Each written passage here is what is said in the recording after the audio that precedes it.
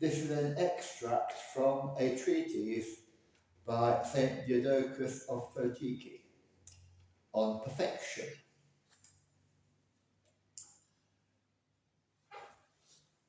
He who holds himself dear cannot love God, but he who, for the sake of the immeasurable riches of divine love, does not hold himself dear, he it is who loves God.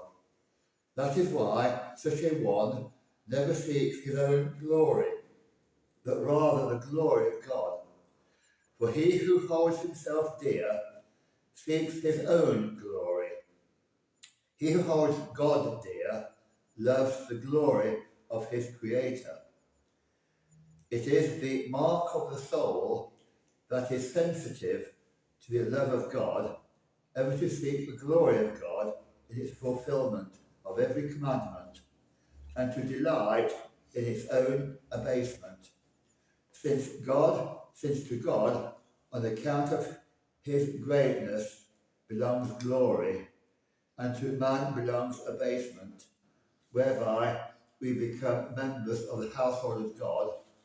If we do that, we too will rejoice, like St. John the Baptist, in the glory of the Lord, and begin to say unceasingly, "He must increase, but I must decrease."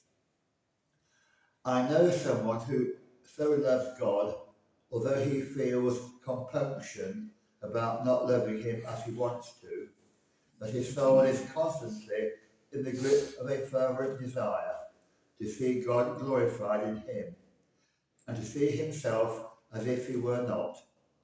This person does not recognize that even when he is praised with words, since it is his great desire for abasement, and does not think of his own dignity. He celebrates the liturgy as the law prescribes for priests, but he does so intent on the love of God, that he loses all awareness of his own dignity in the depths of his love for God. He buries any glory that would come to him in a spirit of humility, so that at all times, in his own eyes and estimation, he seems to be only a useless servant, estranged, as it were, from his own dignity by his desire for abasement. This we too should do, so that we may flee from all honour and glory, because of the immeasurable riches of the love of God, who so loved us.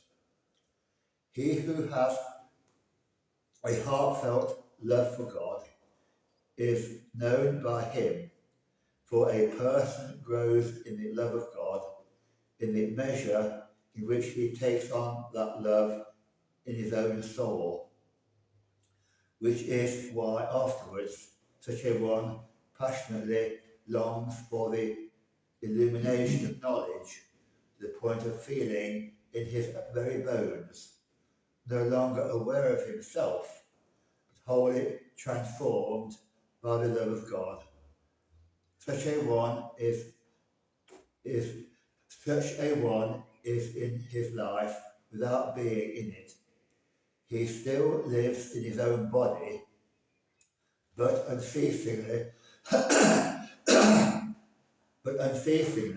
goes out to God through love by the very momentum of his soul. Henceforward, his heart burning with the fire of love, he adheres to God with a sort of irresistible desire, as if quite torn away from the love of self by the love of God.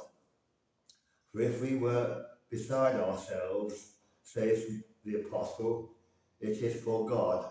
If we were in our right mind, it is for you.